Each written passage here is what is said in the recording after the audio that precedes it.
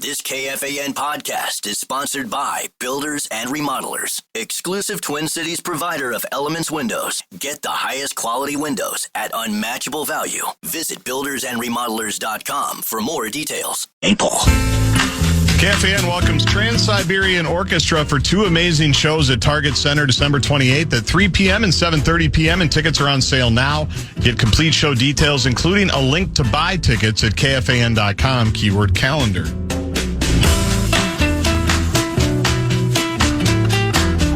Inbox 4:30, Russo Radio from St. Louis. Meet me in St. Louis, 502. We're going the distance today until 6:30 tonight. Let me just read you a sample of the texts that have come in that underscore one inescapable fact. What a great interview with Salisbury. Loved hearing him talk about and analyze football. I think Fox has an opening replacing Mark Sanchez. Laugh emoji. Ooh. Wentz starts, writes Rube Paul, until he stinks, which I doubt. Not if the whisperer has anything to do with it. He'll be starting for another team next year, and hopefully Kwesi can turn the South Dakota native into some extra draft capital, just like Cousins. Darnold. South Dakota. Good point. JJ is the future. What's the big hurry? My text from the other day. I call him Shawnee because we got a good vibe. There's so many more. Hang with me. Sean, Salisbury is all class. Twins need to fire their brass. JJ is fragile glass. Bring your ass. Wolves in 5. Really enjoy your guest, Sean. Please keep bringing him on. Solid, entertaining delivery and deliverer of good takes. Please substantiate how Wentz is the clear best choice to win now. The headgear analogy was great. Did Sean hit the bottle after he got canned from the radio station? That just might be from a JJ Oboe. Highly arguable, but you're talking like it's a foregone conclusion. Explain why Wentz is the obvious best chance to win. I still think the solution at quarterback is Woodstock 2.0. Salisbury knows ball. Agree 100% with Sean. If Carson keeps playing well, what's the problem? You can't assume Wentz is the better option based off recency bias and him having a healthier O-line around him and Addison back. Apples to oranges. The slower the cook, the better the meat. Does Sean know that a week ago Sunday the Vikings lost and went through Wentz through 2 and almost 3 interceptions? Wentz is playing better because he's the only one playing. Max doesn't want to hear any of this. Recency bias over, or only, I should say. Sean, you can't possibly say Wentz is a better option to elevate the team. Did you watch the tape? He was basically a one read and dump it off QB. He was not at all running KO's typical offense. Now, that might have to do is because if they tried to run KO's typical offense, there would have been 22 sacks. JJ has much higher upside. Mike in New Richmond. Why in the world are you guys even spending time speculating and projecting about a non-existent quarterback controversy? No more one-year rentals, not a recipe for long-term success. What about losing another year on the rookie deal for J.J. McCarthy? I've read just about half of the texts that have come in since Salisbury appeared, and they are all related to what? The quarterback. The quarterback situation, which some of our texts are saying, well, there is no situation. As Glenn Mason would say, you're wrong. You just are. Best laid plans become irrelevant sometimes. And often it doesn't really it doesn't even make any statement on the fitness of the player who is sitting, right? It's amazing to me that people who watch football as often as I'm assuming many of these folks do, don't understand the rules that apply almost every time. in a situation like this. Now, if the guy hurt is a legend, then generally it's pretty easy to say as soon as the legend's healthy, he's going to play again. J.J. McCarthy might end up being a legend. He's not now. At college he was. He's not as a pro. So in real time, even coaches committed to what McCarthy in theory represents has to deal with the week-to-week reality in front of them. Well, I don't know why this is so difficult for people. You know what I'm saying? It's just very, but again, the reminder is quarterback. Yeah, it's everything. The position that we could literally talk about this all day, every day, right up to the Eagles game, and have no difficulty at least getting reaction or getting texts or getting people to bounce off of regarding, what they thought on this thing. It's in all of sports, I don't even think it's just football. Debate over the quarterback. Who should play? Who makes more sense? Who has more upside? Name me another position. There isn't one. There just isn't one. And now it helps that this is the most popular sport, but I think this is part of the reason it is the most popular sport. And that's why it's what Seifert was talking about yesterday in the studio when he said some of the tension right now that he thinks KOC is feeling or the whole operation is feeling about the intensity of the quarterback discussion. He says, look, this is what our readers want to read about. This is the biggest story. It's the biggest team, and it's a quarterback deal. And we've had this JJ thing for a while, and it was always going to be the story. It was the story in training camp, and now that it's a story in a different way, it's maybe even an even bigger story. So we're going to write about it. And the team doesn't really love it, but they have to know Netflix did a series on it called Quarterback because people were excited. They also did one about receiver that wasn't as exciting, even though it had Justin Jefferson. Yeah. And they've done one on the NBA. He wasn't enough of a diva. To be quite frank, if he'd have been more of a diva, it probably would have sold better. They did one with LeBron and Anthony Edwards and Jason Tatum and all these guys. The thing that got the most run was the first run of Quarterback with Mahomes and Cousins and Mariota and everybody else that was a part of it. It's just part of the deal. JJ stalls, Wentz balls, Brosmer falls, Wolves and 5. Why does Max have to catch a stray? When he got dumped by, I think he just needed another stanza. I got you. When he got dumped by the Browns, I argued that the Vikings should have gone after him, and they could have. He's talking about Mayfield. And you can check the tape on this. There was absolutely a day, this was in the Cousins era, when we were getting tired of him. And there were even rumors about, because of their head coach, Stefanski, that might be a landing place for him. I don't know what year this would have been. And I said on the record on 100,000 watt radio, I am all in on trade just to get out from his contract. If you could trade Cousins to Cleveland, I will take Baker Mayfield. Not assuming that he's going to be my guy, but I say in the short run, just to be out of the contract, I'd bring him in. And then you got nothing to lose. You work with him. Yeah, we did talk about it. If he catches lightning in a bottle, as he has since, then you don't even have to worry about looking any other place for quarterback. If not, you say, thanks, we had nice memories, but you go your way, we go ours. We absolutely talked about that at the time. I feel like he would have been a good quarterback for Zimmer, too. Seems like a Zimmer kind of guy. That's true.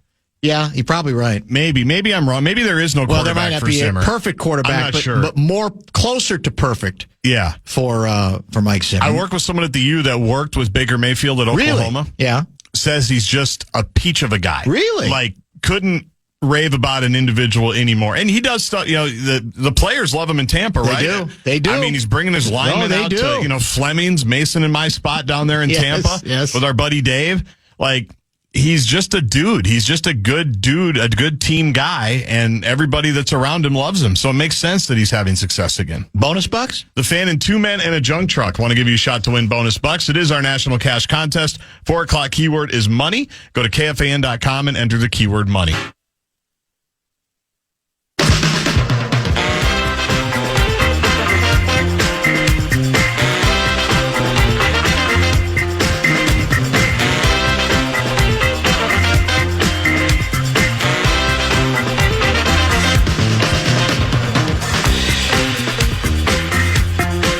going to get your toy. That's all I can say to McCarthy fans. You are going to get your toy. You're going to get a chance to see how much fun said toy can be. Going to happen. Undeniable. I'm not investing in Wentz Winnebago. I'm not. I'm really not. Like I said, the day it was announced that they'd signed him, I was bored with it. But you have to be foolish to not. I mean, think of all the things that have happened since that day already to this team. That's the stuff that gets in the way, that intrudes, that makes it messy. And what the best teams do is they react. They adjust. They consider a lot of different alternatives. And again, there are people out there who cover this team who believe that if McCarthy's healthy, he's going to start against Philly. Seifert didn't think Wentz has played well enough that it's a clear-cut decision to keep playing him. I think there's enough on the table that I would start him at least against the Eagles. He could stink against them. Then it probably is again. It becomes the leash. My leash on Wentz isn't really long. It's just not. Okay. I don't. It's not like I'm going to go, well, give him a mulligan. But again, I have concern about how ready the guy, the shiny new toy that I get it, you're excited about because it's been built up and he's going to be our shiny toy for a while and he's going to stay our toy even when he's not so shiny, so we don't have to keep making all these changes. I still worry about his readiness right now. That doesn't mean I'm suggesting Wentz is a great choice. I'm saying you're dealing with what your alternatives are, right? So I don't know. If you're a betting man, who do you think starts against the Eagles? Wentz. Not by much, though. No, I think he's going to. Yeah. But then, as I said to Sean, if he plays really well against the Eagles, that's when it really gets interesting. That's where it's exactly right. Because it's kind of an easy one to go, we're going to let JJ get his feet back under him. Even KOC, either earlier this week or maybe he was on the Schrager podcast, said something along the lines of, he's never really, talking about JJ. He hasn't really had a regular week of preparation, given that he had a baby after week one and then he was hurt. And so they definitely want to give him the longest runway before he plays again. And I think Wentz has played well enough where it's not a slam dunk to go back to JJ. Under adverse conditions, having just gotten to the team about a day before the season began. But it does get interesting if he plays. Yes. And again, it's just crazy how often we've had this conversation just in the last 10 years about, do you go back to Bradford? What do you do with Teddy? What do you do now with, even going back to last year? What do you do with Darnold? And it's very numbing. All right, that's not the right word. It's draining. Yeah. The process that we've had to tend to go through here at the quarterback position. What do we do with Keenum? No do we sign Keenum? What do we do with Kirk? All these questions. But it's a lot of fun, I think. Well, it's good. Like you say, it's great discussion because everybody's got an opinion on it, and they can be as adamant about that as anything in their life and can't believe anybody else would look at it any different way. But I think Wentz probably starts against Philly. The Yankees eliminated last night in New York. They lose their series. Who did they lose to? Toronto. Toronto? Yep. 3-1. Yep. The Louis Varland-led Toronto Blue Jays. That's right. He rebounded nicely. And this is how sick I am. I then got out my computer and I said, let's do the Yankees in the postseason against the Twins, Yankees in the postseason against everybody else. I happen to see this. Going back to when the two teams first met in the postseason, which I think was 2003. And I knew it was going to be a stark contrast. And by the way, the Yankees have still had, weren't they in the World Series a year ago? They still have had some successful seasons, but the numbers are pretty astonishing.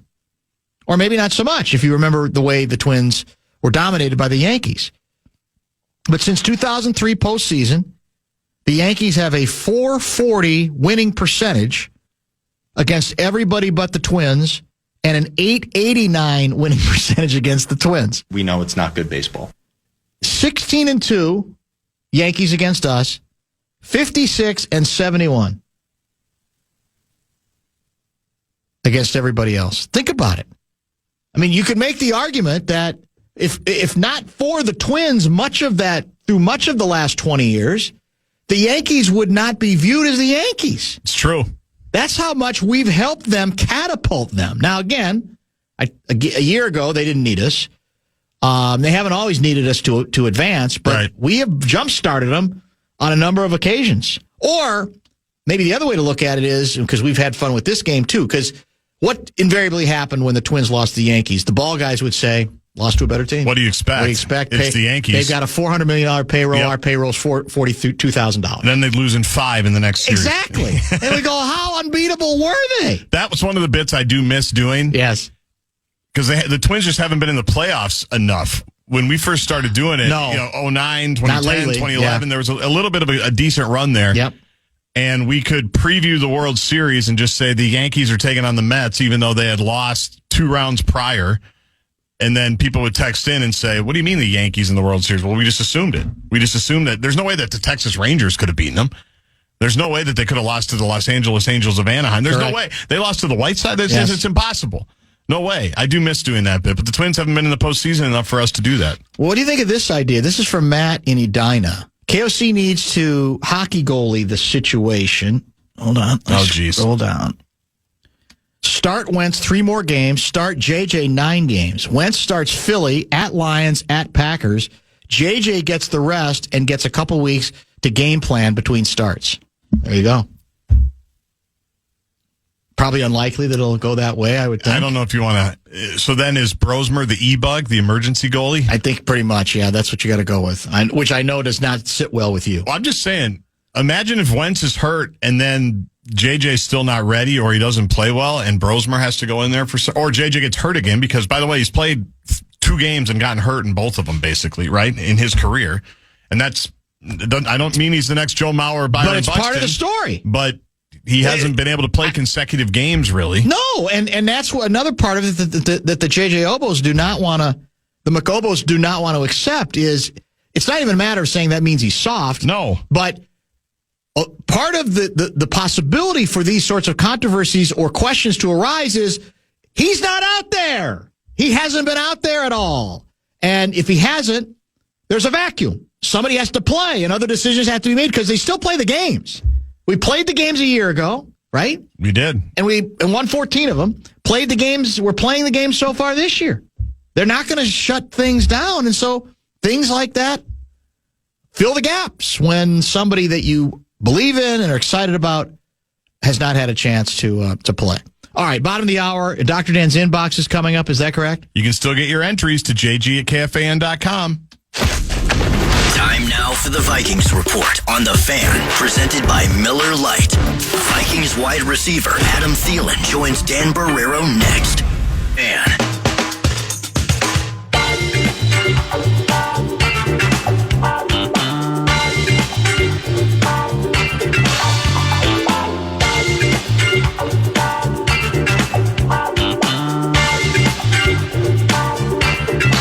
All right, we've got Russo Radio live from St. Louis as the Wild prepare for their season opener tonight against the Plucky Blues. And we've got Dr. Dan's inbox coming up right now, correct? Yeah, because we're not really going to have a top 5, or maybe we'll do a 5:30 sports fix. Did you see 2 injury updates in the NBA? Very relevant given who the Wolves play, I think, twice very early in the season. Yeah, one of them's relevant. One of them I think is funny. I'll get to both of them. LeBron, who maybe hurt himself in that commercial for the drink or whatever. Did he strain something? Sciatica. Pouring that, what is it, Hennessy? I think so. I don't even know. It's Hennessy, yeah. But sciatica, according to Shams, on his right side. That can be very painful. I guess so. So he is going to miss about a month, is what they think. 3 to 4 weeks due to sciatica on his right side. Luckily for the Lakers, they were gifted Luka last year, and he's like 112 pounds now and motivated. So they probably won't miss LeBron too much. They'll still miss him, I think. And then this one. And as I said, I think the Wolves have 2 early season games against him. Against the Lakers, I should including, say. Yes. I think, the third game at home. Right. It's the Pacers, Nuggets. Very early. Yeah, Wednesday. We play them on the 24th and the 29th. We open out there, I think, against them on the 24th. So there's that. And then this one just cracks me up. And I've been texting all the beat writers. Oh, good for me. The Joe Ingles injury update. Did you see that? Yes, I saw it, yes. He played a lot the other night. And by the way, it looks like he's on the Luka diet. He's lost a bunch of weight. I hadn't noticed that. Is that right? He looked really good. Played a lot the other night, but he has a left groin strain, Joe Ingles, and he'll be reevaluated in a week. So adjust your fantasy basketball cheat sheets accordingly. I guess Joe Ingles. It's difficult for me, given the logjam at several positions. I guess once the real games were going to begin, I don't believe he's here to play at this point. No, he's not here to play. That's why it's hilarious. And we all love Joe Ingles. Oh, there's no question. He's a great inbounder. Yeah. He's funny. He's good for the group. The ambassador, the whole bit. He calms down Randall. He calms down Ant and Rudy. If he's a regular in the rotation, then that means a lot of other things have gone pear-shaped. Let's be honest. So it's just, do they even reevaluate him in a week?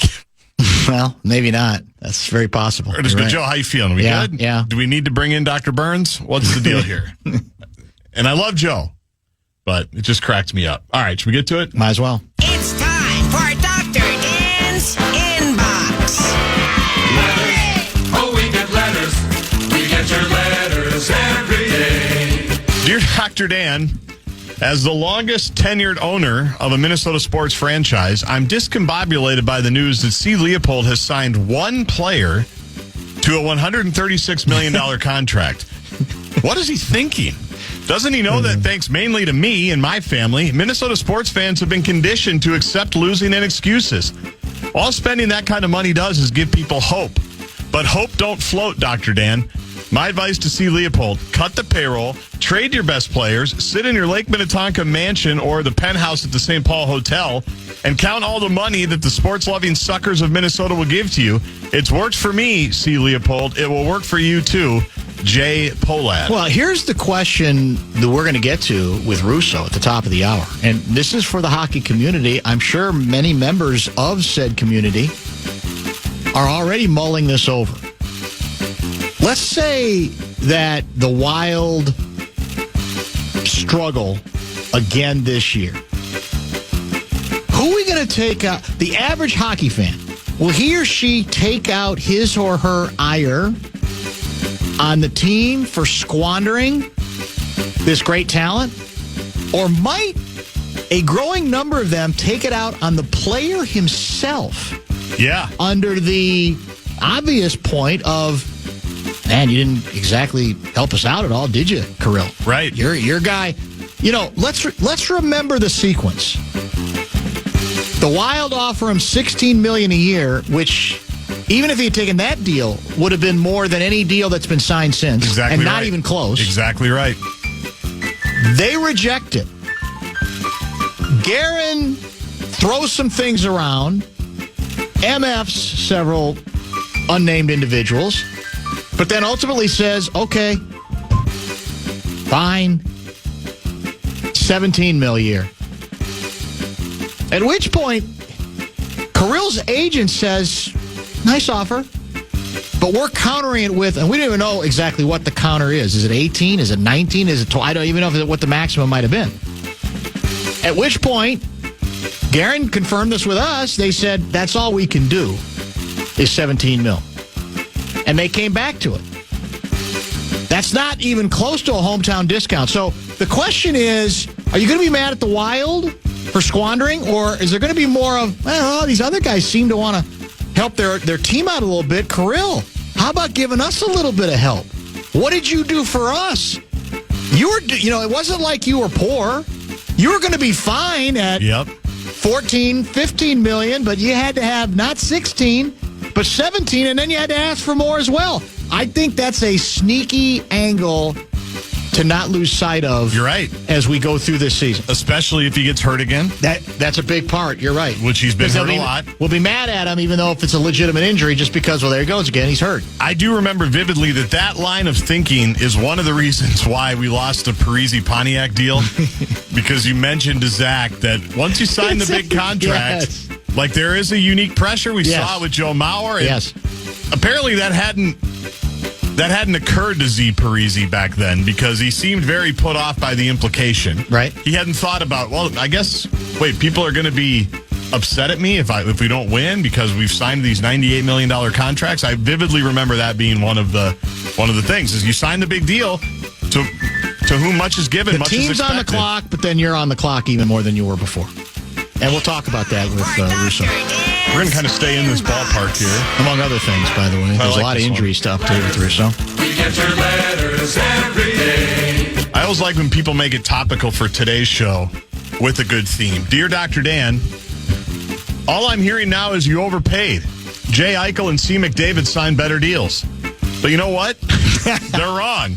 You know who overpaid? T. Jefferson. The Louisiana purchase equates to roughly $370 million in today's money. Sure, it doubled the U.S. in size and led to the Lewis and Clark expedition. But you know what? I'm a pioneer setting the trend, and we're going to take this wild club to uncharted territory, out of the first round of the playoffs and into the Stanley Cup Finals. B. Guerin. Well, we should fill people in on our 3 o'clock discussion on the Louisiana purchase. Yeah, I didn't even know how it came up, but we got there, and then I thought it was $5 million a year. You corrected me that it was $15 million. I mean, I looked it up. Million. I didn't just go, oh, Dan, it was 15. I knew it was a bargain. I think $5 million would have been an absolute steal, but 15 was still a pretty damn good deal, and that's the callback, right, to that part of the program. Well, somebody did bring this up. Do we take any of our wrath out on JJ? As in Justin Jefferson? He signed a big deal. Yeah, he did, but no. I don't think this feels the same. No, because it's more, and he's already been overtaken, I think. If not, he's about to be, right? That's correct. In the wide receiver market? And I don't know. I don't think the cap situations are very analogous either. I guess you could always say, well, if he'd cut way back, we could have made even more deals, but I don't think there's a sense that the Vikings have been necessarily strapped by any of these deals. And look, we're well aware the new contract doesn't start till next year, but presumably this stuff's going to play out over time, right? We're not just talking about the next 3 weeks, but it has been announced now. And so it becomes a feel that people can't not know it, even if the contract does not take effect until next season. It's time for Dr. Dan's Inbox. Letters. Oh, we get letters. We get your letters every day. Dear Dr. Dan, every morning I hobble into the training room like I'm reenacting the opening scene of Saving Private Ryan. The trainers keep telling me it's a high ankle sprain, but honestly, Doc, it feels like a career setback. Ooh. I'm doing everything they tell me. Ice, compression, elevation, visualization, meditation, hydration. I even tried manifestation. Didn't work. Carson Wentz is still playing. They say don't rush back. But it's hard not to rush when you see Captain Comeback out there doing your handoffs, your screens, and celebrating like he just parted the Red Sea. I saw him chest bump KOC the other day. I swear my ankle flared up out of jealousy. It's weird, Doc. A few months ago, I was the shiny new hope. Yeah. The future of the franchise, the next big thing. Now I'm the kid in the walking boot. Even the cafeteria worker asked if I wanted the injured player discount. I'll be fine, though. Just a couple of more weeks of rehab, a few more pool workouts. I'll be ready to go. Then maybe people will remember that I, too, can hand off successfully and throw for 162 yards without an interception. So tell me, Dr. Dan. Can he? I don't know if he can, but go ahead. When I'm back, do I just limp over and whisper, my turn again? Or do I need to start showing up to practice wearing a knee brace and calling myself Carson 2.0, Jay McCarthy? Well, here's the... Really well written, by the way. Very well written. Luke Boyd, outstanding writer. Good. Is he a regular? He may be. Oh, okay. I think he is, but that's just really good writing. Might be one of his pen names. Some people have burner accounts even for the inbox. They do. Jay McCarthy. One of the more desperate pleas that I've read today via the text line. The old football rule pertaining allegedly to quarterbacks. If you're the starter, you never lose your job to injury. I can't even. I don't even know what to say to that individual. Has that ever been proven true? No. It's malleable. It's movable. Yeah. It sometimes applies and then sometimes it means nothing. But in all seriousness, even if you're a McGobo And you think he's going to end up being first ballot Hall of Fame? Do you say that with a straight face about a guy who was handed the job? I mean, yeah, you're right. Shouldn't lose a job. He won the starting job. He didn't really win anything. I mean, who did he have to beat out in the preseason training camp? Sam Howell. A guy they despised so much that they traded him. They were so horrified about the possibility of him being the backup quarterback that they went out and got another one named C. Wentz. So I'd be careful going too far with that. Your starter, you don't lose your job when you're a starter. Like he's some grizzled, established veteran quarterback who's got years of equity. Right. That any coach is going to fall back on and say, you're the man. Don't worry about it. You're not losing anything. A couple of famous ones. Drew Bledsoe lost his job due to injury. That's a great point. And then the one I always think about that's underrated is Tony Romo, who's great in the booth. Remember, he was hurt, and Dak Prescott came in and played really well. They had to have a press conference where Romo basically gave him the job. Anointed him? And basically said, look, I'd love to have my job back, but the kid has played great, and I learned this from so-and-so and so-and-so. I remember it being a very cool moment, but he's like, the guy's playing well. I can't just come in and say it's my job. I was the starter. And he's the guy most affected. This isn't a fan. This is him. It was his life. Yeah. He's been working with Nance ever since. Interesting. While you get the next one going, I'm going to change this chair. I tried to go to the chair that doesn't like sink immediately. Sink. Yeah. But I don't like what it's doing to my back, so I'm going to change the chair while you prepare for another one. All right. I've got a good one here. Dear Dr. Dan, figure I'd write in and check in since I do have a lot of free time. It's an epidemic. It happens to happen every few years. I don't get it. That's a lot better on my back. I guess the Eastern Conference Finals wasn't good enough in New York. Do the players also expect water and practice at games? Not on my watch.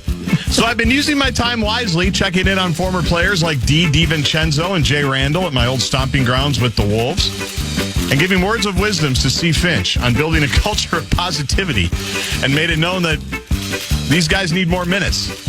I also had the pleasure to talk with B. Guerin and Jay Hines at the Wild training camp, and Kirill isn't playing enough there either. He's paid. Now play. Now off to visit Jay Buckets and the Golden State Warriors. Sincerely yours, T. Thibodeau. You know what? I hung with the team in San Diego. San Diego, we talked about it. That may have been the day you were out. I forgot they were out there. I knew he was at practice, and then I had to be reminded that they were playing. That was when they were playing a game out there because he was visiting. I think he'd just been to the Clippers practice as well. Probably. I should try. Let me see if I still got Tibbs' number. I think you do. That's what I should do because if you're ever going to get him, that's when you get him, right? When he's out of the game. Yes. And maybe a little bit more bored, doesn't feel like he's got to guard anything. Yeah, I still got Tibbs' number. Oh, yeah. I might try that. Yeah, and maybe we can get him on at some point. Although, the last text I sent Tibbs, March 6, 2023. It's not that long ago. Barrero checking in from the Minnesota Tundra. I'm thoroughly enjoying the growth of your team, Tibbs. Nice work, especially last night. No reply. But again, he was coaching them. He was trying to get a top 4 seed for the Knicks. He doesn't have time. He didn't have time for my nonsense, for my sucking up. We had him on when he was the Knicks coach, though. I'm pretty sure. We did? Yeah, I'm almost positive we did a time I don't or two. remember that. Yes. Wow, that's pretty good. I'm almost positive we did. Go back in the text because I'm sure you have an agreement with him at some point that we had him on while he was coaching. Well, no, this is the only one. Sometimes they reset or something. I don't think there are anymore, at least at this number. Oh, that's too bad. Yeah. Yeah, we got to go. I try that. T. Thibodeau. We got T. Crean to get back into the mix. Yeah, definitely got to get S. Mitchell. Be careful as you lay out that list because you know who's listening. K. Fallness. Where's your list? How far down the list are you going to go with the hockey people? Well, given that we're celebrating the 25th anniversary this season, I'm sure we're going to have plenty of wild greats and all these mythic moments that we've celebrated. I'm sure we'll have a great list. You think we'll get Gabby on? Maybe we can get Gabby. Didn't he leave us for nothing? He left us for nothing and a lot more money. We should get on with Louis because Louis agreed. I wanted to do more Louis Legends thing again this year. We should get Lemaire on with Louis. That would be good. We haven't had Lemaire on in forever. And I think he's still doing pretty well health-wise, I believe. I don't know for sure. Louis would know. Wellness does pop him on every... Does he? About once a year. Oh, I didn't realize that. Yeah, on Beyond the Pond or on one of the Wild shows. Yeah, I enjoyed Lemaire. Of course. He got ripped a lot, but I enjoyed him. Let's do a couple more. Hell, did we ever get further in the playoffs? No. No. Then with Lemaire? I imagine he's probably going to be back all the he's time. too boring. Like, how can we watch that kind of hockey? Do you like winning or do you like looking pretty? Dear Dr. Dan, my goodness, the rumors have been swirling around my shores this Vikings bye week. It seems like only yesterday, but alas, it has been 20 years since the infamous boat cruise that shook the NFL. Frankly, I thought I'd been pretty famous before that with the Purple Rain movie and all, but the publicity from that boat trip put me on the global nautical map. So imagine my excitement when I heard there was another Vikings Love Boat cruise in the works. You think P. Diddy could throw a party?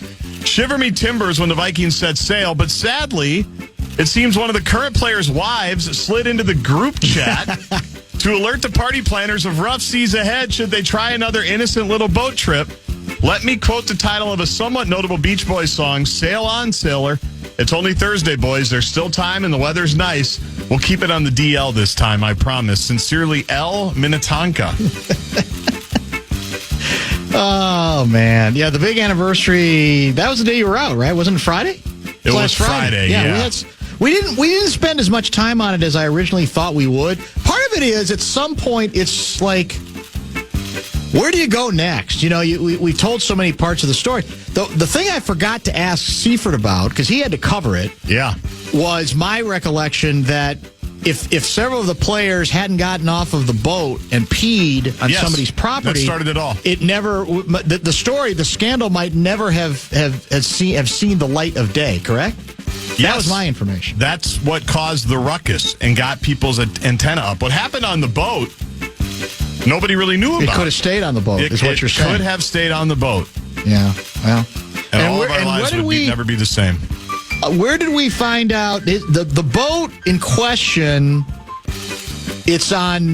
Lake Okoboji. Lake Okoboji, in Iowa. That's right. That's At it. last check. I don't know if it's been commissioned somewhere else or retired. And you know what they have on that boat, like in the galley area? Do I want to know? Yes, the original Ontario Smith Whizzinator. They have that there. Which came first, the Love Boat or the Whizzinator? I think Whizzinator. But not by much. Because Whizzinator was Denny Green era, wasn't it? No, it was Tice. Was it Tice? Yeah, because Ontario Smith. Because he's drafted him, though. Because he called him Steal of the Draft, didn't he? Or no, did he call himself Steal of the Draft? I think he called himself that. I'm pretty sure it was Tice. You might be right. I'll look it up during the break. Yeah. Real quick walk-off here. Dear Dr. Dan, I hear that one of your sharp-eyed coworkers, Z. Halverson, spotted a Skycam wire causing a recent Viking field goal attempt to go wide. Do you know if said worker is available for a consult? I have a video I'd like him to look at from the 2015 playoffs. More important, what is the statute of limitations for appealing missed field goals? B. Walsh. Oh, that's a good callback right there. Walsh. By the way, speaking of, we're up against the clock now. We got Russo coming up, so maybe I'll save it. Yesterday, Dan Minnesota reminded us of a new entry in the calendar of calamity, and it goes back to 1962. And apparently, that was the first time the Vikings, in anger, released their franchise kicker. His name was Mike Mercer. Oh. I don't even remember this. Do you? I remember him, Minnesota, alerting us to it. Yeah. That was yesterday. That was the anniversary of it.